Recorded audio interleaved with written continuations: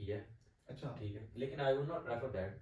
आप पहले non training job करें, जॉब सिस्टम को समझें चलता कैसे, क्योंकि अगर आपने ट्रेनिंग ऐसे ले भी ली है, you cannot get any benefit, you and might end up in trouble, बिल्कुल। because when you're in training, although they teach you, but वो फिर भी एक्सपेक्ट करते हैं कि मिनिमम नॉलेज आपका उसी यूके ग्रेजुएट के उससे मुकाबले हो, बिल्कुल जो बिल्कुल। बाकी उसमें आ रहे जो हैं, यहाँ रह के नहीं हो सकता। तो यहाँ रह के नहीं हो सकती। फाउंडेशन ईयर हो गया आपका स्किप। हाँ, आपने इधर से गए हो प्लैप कर लिया है, तो आपका डेजिग्नेशन वहाँ क्या आपको ऑफर होगा जो बेसिकली होता है? बेसिक। अब उसमें आप कह सकते हैं डिफरेंट सारी नॉन ट्रेनिंग जॉब है, ठीक है, नॉन उसके ट्रेनिंग। डिफरेंट नेम्स हैं। एसएचओ, FY1 जिसे कहते हैं फाउंडेशन ईयर 1 2, CT1 CT2, ठीक है। और क्लिनिकल फेलो, इसके अलावा टीचिंग फेलो, ये सारी SHO ये सारी medical officer medical officer level की, हाँ, जो पाकिस्तान में एमओ जिसे हम कहते हैं, बिल्कुल ऐसे, वहाँ वो ये सारे नाम है जो ये आपने सारे बताए नाम हैं। हाँ, जब ये आपको कितनी देर रिक्वायर होती है, जिस तरह आपने ST1 ST2 जाना है ट्रेनिंग के लिए, जिस तरह यहाँ पीजी है, जब आपने पीजी ट्रेनिंग करनी है उससे पहले इस तरह प्लैब के बाद आपको बेसिकली मोस्टली कितने ईयर्स रिक्वायर होते हैं फाउंडेशन ईयर निकाल के कि आप उनके ट्रेनिंग सेटअप में आ जाओ? अच्छा, उसकी कोई स्पेसिफिक, जैसे मैंने कहा, उसका कोई एक्सपीरियंस नहीं चाहिए होता। जब उनके आप ट्रेनिंग प्रोग्राम में एंटर होते हो, they not expect you to be expert in that field, बिल्कुल। They expect you to work as a doctor who is already working in UK, that's the minimum. For example अगर आप orthopaedics में apply करते हो, ठीक है, तो आपको ये नहीं वो कहेंगे कि जी पहले दिन से आपके सारे ऑपरेशन उनके आते हों और आपको हर चीज़ का पता हो, that is not the point. लेकिन आपको उनके मरीज सेटअप में मरीज देखना था। मरीज सेफली मैनेज करना, उसकी चीज़ें देखना और सारी बेसिक चीज़ें आपको पता नहीं है। अब वो कोई साल जॉब कर लेता है, कोई 2 साल भी कर लेता है, फिर ये भी डिपेंड करता है उसकी ट्रेनिंग मिली भी है कि नहीं। ये इटसेल्फ इज जिस तरह आपने अनदर सर्जरी के अंदर है, मैं उसका मेन क्वेश्चन पूछूंगा क्योंकि जो आपकी फील्ड है कि आपने जब सर्जरी की ट्रेनिंग स्टार्ट की वहाँ, उससे पहले इधर से जब लैब करके गए थे, कितना टाइम लगाया और उस टाइम पीरियड में क्या क्या सीखा जो आपको वहाँ सर्जरी की ट्रेनिंग मिली? कोई एग्जाम दिया, MRCS वगैरह दिया, या वो आप दे के ट्रेनिंग ले सकते हो या विदाउट? जिस तरह यहाँ FCPS है, जब तक मैं पार्ट 1 नहीं दूंगा तो मेरी ट्रेनिंग स्टार्ट नहीं होगी। आपका क्या सेटअप था? अच्छा, वहाँ पे एग्जाम्स का लिंक आपकी ट्रेनिंग, अगर आप बेसिक ट्रेनिंग स्टार्ट करते हो, कोर ट्रेनिंग या IMT कहते हैं, जो बेसिक मेडिकल ट्रेनिंग है, वहाँ से स्टार्ट करते हैं ना, वहाँ पे आपको एग्जाम क्लियर नहीं करना पड़ता। ठीक है। ठीक है, तो मैंने जब दिया था तो वो फर्स्ट टाइम था कि जब graduates who are not from UK they can also apply for surgery training. तो मैंने पहले साल अप्लाई किया था, I was there about 3-4 months.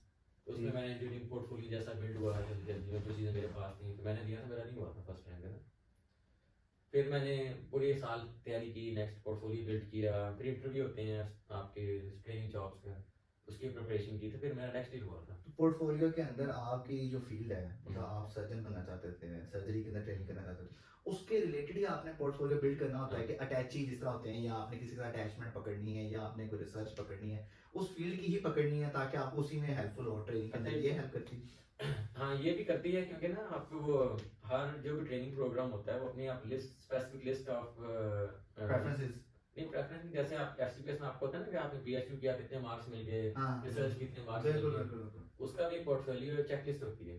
ठीक। अब हर चेकलिस्ट में उसका बताया हुआ है कि अगर आपने 3 रिसर्च की मतलब आपको कितने मार्क्स मिलेंगे, सही सही सही। आपने कोई और चीज़ की उसके कितने मार्क्स मिलेंगे, आपका लीडरशिप वो हेल्प करता है आपको ट्रेनिंग देने में। वो फिर आपका ओवरऑल मार्क्स मिलते हैं ना। बिल्कुल। अब फिर चीज़ें थोड़ी सी चेंज होगी, जैसे अब सर्जरी में जाना होता है, आप एक एक्स्ट्रा एग्जाम देना होता है MSRA, अच्छा। जो पहले सिर्फ GP के लिए देना होता था, ठीक। अब वो भी आपको कोर ट्रेनिंग के लिए देना पड़ता है। सही। तो वो एक एक्स्ट्रा एग्जाम है जो आपको फिर आप करना, वो आपका पोर्टफोलियो का हिस्सा होता है बेसिकली। फिर आप आ गए उनके ट्रेनिंग सेटअप में। हाँ, पोर्टफोलियो आपने बिल्ड किया, अपना आपने पूरा जो सा था एक ग्राफ रेज किया उसी फील्ड के रिलेटेड। कोई डरमा में जाना चाहता है तो वो डरमा का पोर्टफोलियो अपना करेगा, इंटरव्यू दिया तो आपकी ट्रेनिंग वहाँ स्टार्ट हो गई।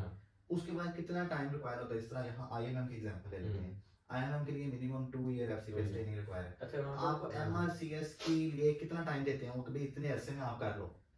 अच्छा, वो भी इसमें डिफरेंट होता है। पाकिस्तान में तो FCPS आप स्टार्ट कर दिया ट्रेनिंग एंड आप ट्रेनिंग होगी, ऐसे वहाँ पे ऐसा नहीं है, ठीक है।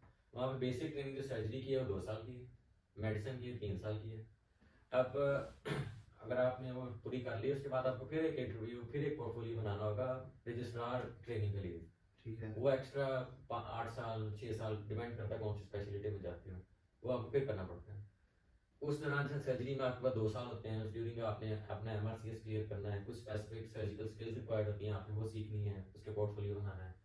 इस तरह मेडिसिन में 3 साल होते हैं, उसमें आपने MRCP करना है पहले 3 सालों में, और उसके बाद आपने फिर अपने स्किल्स बनाने, मेडिकल स्किल्स जो भी उनका पोर्टफोलियो है ये मुझे उधर का सेटअप बड़ा अच्छा लगा है कि आप अपना जो सा है ग्राफ है पोर्टफोलियो अपना जब बिल्ड कर रहे होते हो तो वो ये आपको इम्पोज नहीं करते कि आप भाई MRCS करोगे तो ट्रेनिंग स्टार्ट होगी।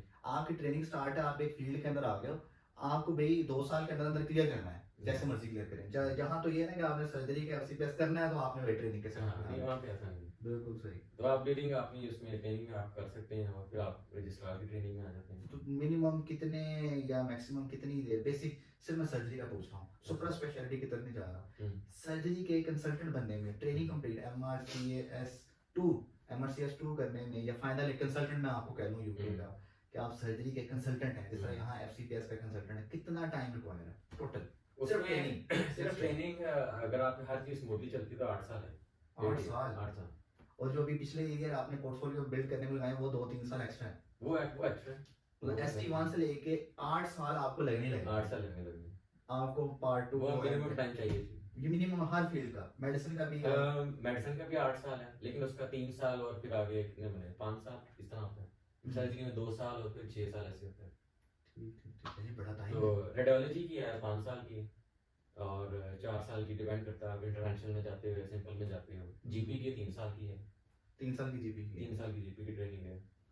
और उसके अलावा भी छोटे और फील्ड्स हैं, जैसे उसकी है डिफरेंट साइकेट्री है, उसको मेरे ख्याल से 6 साल की है। सही। और इस तरह डिफरेंट थोड़ा बहुत चेंज है उनका। और एक और इनको थोड़ी मजे की बात, अब इनके रिलेटेड मुझे पता है ये लोग क्या सोच रहे होंगे कि प्लैब करके ज़्यादा मोस्टली ये वीडियो वो लोग सर्च करेंगे जो भी फ्रेश ग्रेजुएट हैं, ठीक है, उनके जहन में एक सवाल होता है एज अ पाकिस्तानी, बाकियों को मुझे नहीं पता, कि भाई आपकी प्लैब करते सार अगर कोई फाउंडेशन ईयर भी आपका अंदर मर्ज हो जाता है यहाँ वाला, आपकी कोई जॉब लगती है व्हाटएवर जो भी जॉब एमओ की यहाँ इक्वल लगती है, टेक होम सैलरी क्या होती है? अच्छा, टेक होम सैलरी जो टेक होम का भी थोड़ा सा बता दूं। टेक होम होता है कि जो सैलरी मिलती है उस पैकेज में आपकी टैक्सेशन कटता है, तो जो बाकी पैसे बचते हैं ना, जो फाइनल मिलता है आपको, वो उसे हम टेक होम कहते हैं। तो वो आप डॉक्टर साहब बताएंगे और खुल के सही वाले बताना डिजिट उनके लिए वही फैसला पता लगे कहाँ से जाए वो टेक होम बताएं उनको कितनी लगती है। अच्छा, टेक होम डिपेंड करते हैं, जैसे आप लंदन में थोड़ी सी आपको उसकी ज़्यादा पर मंथ 100-200 पाउंड एक्स्ट्रा मिलते हैं, ठीक है। लेकिन जो एक नॉर्मल ग्राफ होता है ना आपका एज SHO, वो आप विद वहाँ पे फिर डिपेंड करता है आप कितने आवर्स कर रहे हो, ठीक है। कुछ होता है जिसमें सिर्फ 8 से 4 काम कर रहे हो डेली, उसकी थोड़ी कम होती है। कुछ होता है जिसमें वीकेंड्स आपका रोटा होता है, नाइट्स भी करते हो, डेज भी करते हो, लॉन्ग डेज करते हो, वीकेंड्स कोई करते हो। फिक्स टाइम की तो सैलरी देते हो क्या, मतलब लोकम शोकम या आप रोटा में एक्स्ट्रा लगा नहीं, वहाँ इस तरह की होती है कि आपको जॉब होती है सिर्फ 8 से 4 होती है, आप उसमें वही आपने करनी है, ठीक है। उसकी पे कम होती है, जो मैं अगर आप फुल रोटे पे हो उसे कहते हैं आउट ऑफ आवर्स एनहांसमेंट। जिस तरह अगर आप सिंपल रोटे पे हो तो आपके एज SHO आपकी 35,000 पाउंड्स पर ईयर है, ये before 35,000 pounds per year. 35,000 pound per year का मतलब है दैट्स मीन कि ये बनेगी मंथली अगर करें तो आई थिंक 3,000। नहीं, इससे कम, क्योंकि इसमें ये बिफोर टैक्स है, ये बिफोर टैक्स है, टैक्स काट के टेक होम। नहीं, टेक होम जो बनेगी आपकी पर मंथ, अगर आप सिर्फ अपना ना सिंपल 8 to 4 जॉब करते हो, हाँ, तो वो मेरे ख्याल से अराउंड 2,200 पाउंड 2,000 ऐसे बनेगी, तो 2,200 pound take home take home बनेगी। ये भी सिंपल में अभी आपने एक्स्ट्रा रोटेशंस वगैरह नहीं किए हैं या लोकम शोकम नहीं किया है? नहीं, लोगों एक्स्ट्रा, और अगर आप एक्स्ट्रा आवर्स भी नहीं कर रहे हो, आउट ऑफ आवर्स जो होता है ना जिसमें आप नाइट्स करते हैं फुल रोटे में, अगर वो करते हो SHO की फिर वेरी कर सकती है 2,500 पाउंड से लेके 3,200 पाउंड। तो आप ये माइंड के अंदर रखें कि आप मैक्सिमम भी जाएंगे तो 3,000 पाउंड या 3,500 पाउंड टेक होम सैलरी पे जा सकते हैं अगर आप ओवर द नाइट वहाँ जॉब करते हो एज SHO। लोकम एक्स्ट्रा होते हैं, अगर वो करो तो काफी उसमें हेल्पफुल हो जाता है। उसमें काफी लोकम एक ऑप्शन, लोकम में आपको बता दूं कि अगर कोई आपको कहता है कि मेरी जगह पे आप जॉब करो आज, ठीक है, वो हर डे का डिफरेंट है, तो ऐसे ही रट कि भाई एक संडे कर लो, मेरा सैटरडे कर लो। वो होते हैं 3-4 कंडीशंस भी होते हैं, या तो कोई ऑफसेट हो जाए, बीमार हो गया है, हाँ, किसी की फैमिली इमरजेंसी होगी, या कि मैं कह रहा हूँ कि यार हारिस तुम मेरी ड्यूटी कर लो, आज मैं नहीं आ सकता, दिस इज कॉल्ड लोकम, ये मेरी जगह पे गैप होते हैं बेसिकली। बेसिकली उसमें कवर करने के लिए आपके किसी और डॉक्टर कवर देना है, बिल्कुल ऐसे ही, तो उसका फिर वो डॉक्टर पे करता है। नहीं, वो डॉक्टर को पे मिलती है, अपनी जो ऑफसेट होता है वो रूल है, वहाँ पे आपको सिक पे मिलती है, ठीक है। तो वो उसके डिफरेंट आपके एक्सपीरियंस के लिहाज से आपको मैं आपसे खबर मांगना चाहता हूँ और मेरे हाँ। से कार्ड भी खत्म है। नहीं आपने मुझे नहीं कुछ कहना, अच्छा आपने सिर्फ अपने रोटा मैनेजर जो आप क्लिनिकल लीड उसको बताना है कि I am not feeling well, हाँ, आप आई एम नहीं नॉट आए अवेलेबल, तो तो भाई मैं नहीं आ रहा। नहीं अवेलेबल वाला एक और हो जाएगा, नहीं क्योंकि मैं बीमार हूँ, सिक बीमार हूँ, हूँ दैट्स ऑफिस व्हाई में, आई एम नॉट अवेलेबल। वो फिर आप सारे पूल होता है डॉक्टर उनको ईमेल भेजते हैं जैसे भी एप्लीकेशन होती हैं ठीक है, कि हमारे पास गैप है तो इंटरेस्टेड है, फिर उसमें पर आवर के हिसाब से आपको मिलते हैं। वो हॉस्पिटल पे करता है, वो हॉस्पिटल पे वो डॉक्टर नहीं पे करता। नहीं नहीं डॉक्टर को तो पैसे मिलते हैं अगर और वो ऑफिस आम पे इस तरह से ज़्यादा ही होता है। बहुत ज़्यादा होता है, तकरीबन 3-4 टाइम ज़्यादा होता है। अच्छा, हाँ नाइस। वो फिर आपके भी नहीं कोई कितने डेस्परेट हैं कि भी कोई कवर रिक्वायर्ड है, अगर कोई इंटरेस्टेड नहीं है तो वेरी करता है। वैसे एसएचओ लेवल पे तकरीबन 60 पाउंड 70 पाउंड आपको पर आवर पर आवर मिल जाता है। हाँ तो अगर 12 आवर की शिफ्ट हो तो आप लगा लें तकरीबन 700-800 पाउंड आपको एक शिफ्ट की हो जाए बिफोर टैक्स है ये। Before tax. ठीक ठीक। तो अब ये तो हो गई कि आपकी बेसिक जो ये लोग देख रहे हैं ज़्यादातर उन्हीं के लिए, जब आप ट्रेनिंग के अंदर चले आते हैं तब आपकी टेक होम कितनी बन जाती है? टेक होम ये रहती है क्योंकि ट्रेनिंग और नॉन ट्रेनिंग में कोई पे का डिफरेंस नहीं होता। अच्छा, सिर्फ टाइटल का और आपको कुछ एक्स्ट्रा आपको टीचिंग करवाते हैं, आपको डिफरेंट हॉस्पिटल को रोटेट करवाते हैं, आपका एक सेटअप होता है ट्रेनिंग का। तो क्योंकि आप एक हॉस्पिटल में जाना था आपको डिफरेंट डिफरेंट जिस तरह यहाँ रोटेशंस पे जाते हैं तो हाँ, उस तरह ही आपका भी तो रोटेशन नहीं वहाँ पे आपको डिफरेंट हॉस्पिटल में भी जाना पड़ता है। तो ये नहीं कि एक नहीं, डिपार्टमेंट रोटेशन में तो यहाँ भी अलाउ है ना कि आप फर्ज करो रोटेशन किसी और फ्री है, जिस तरह PG2 के बाद भी रोटेशन ऑफर करते हैं ना 1 साल के लिए, या PG1 के बाद 6 मंथ्स की भी हो सकती हैं, हाँ, साल बाद तो होते ही होते हैं ना, आप डिफरेंट हॉस्पिटल में जाना। ठीक। तो ये इसमें तो उसमें आपके लिए लोकल आसान होता है ड्यूरिंग ट्रेनिंग? आपको डिपेंड करता है आपकी अगर फैमिली उधर है नहीं है, आपको टाइम है नहीं है, मतलब अगर कि आवर्स देख लें ना, अगर आप फुल टाइम जॉब भी करें विद ऑन कॉल्स तो आपकी around average 48 hours per week होते हैं, लेकिन अच्छा। ऐसे नहीं होता कि हर वीक आपने 48 करने हैं। ये ट्रेनिंग की बात हो रही है, ट्रेनिंग नॉन ट्रेनिंग का सेम होता है, डिफरेंस नहीं, 48 आवर आवर्स सेम पर होते वीक, हैं, सब कुछ सेम होता है। ठीक। तो 48 आवर मैक्सिमम आप ना उसमें यूरोपियन लॉ के आप उसमें आप 48 आवर्स पर वीक एवरेज करने हैं।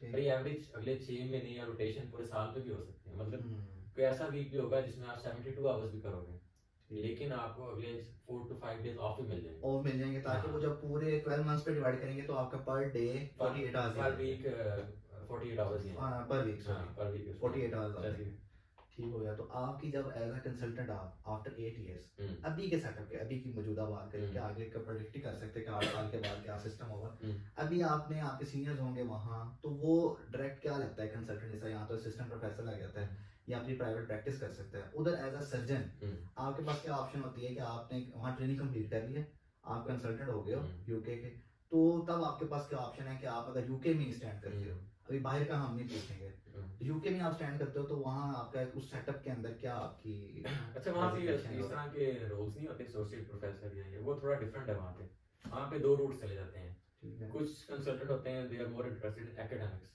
ठीक है, वो एकेडमिक्स होते हैं, वो फिर रिसर्च में चले जाते हैं, इन चीज़ों में चले जाते हैं, they are more into research और उसमें क्लिनिकल उनकी लाइफ थोड़ी होती है, वो रिसर्च वर्क में लैब्स में चले जाते रिसर्च हैं, में वो पीएचडी करते हैं, एमडी करते हैं, उनका पाथवे ही अलग है, ठीक है। ठीक है, तो उसमें फिर उनके मुताबिक आप प्रोफेसर बन जाते हो। यहाँ दूसरा रूट आपका दूसरा क्लिनिकल, अगर आप तो आप कंसल्टेंट हो उसमें आपको भी ऐसा विद एक्सपीरियंस आपकी पे बढ़ती रहेगी और आपकी प्राइवेट प्रैक्टिस भी कर सकते हैं, प्राइवेट भी आप अपना सेटअप बना के आप अपनी प्रैक्टिस कर अपना से वहाँ पे सकते हैं, या कोई सेटअप बना होगा उसको आप डिफरेंट ट्रस्ट बने होते हैं, जैसे कुछ मशहूर हैं, लीफील्ड है एक बहुत मशहूर है, क्लेमेंटाइन एक बहुत मशहूर है, इस तरह डिफरेंट एक हब बने हुए हैं, आप उनके साथ ज्वाइन कर सकते हैं। उनके साथ ज्वाइन, जैसा पाकिस्तान में कंसल्टेंट्स का जो लेवल है, जैसे डॉक्टर हॉस्पिटल है, हमीद लतीफ है, नेशनल हॉस्पिटल है, तो आवाहान है, उधर आपको ये अलाउ करते हैं कि भाई आप इतने टाइम के लिए आओ, ये रूम आपका है, यहाँ आप अपने पेशेंट चेक कर सकते हो, इस तरह आते हैं, या वहाँ अगर कंसल्टेंट ज्वाइन करता है तो उनके हॉस्पिटल की तरफ से जिस तरह रोटा के अंदर आता है और वो प्रॉपर एक रजिस्ट्रार या उनका हेड ऑफ डिपार्टमेंट इस तरह होता है। अच्छा मोस्टली क्योंकि वहाँ पे ना एनएचएस होता है ना, तो ये गवर्नमेंट रन होता है, ठीक है,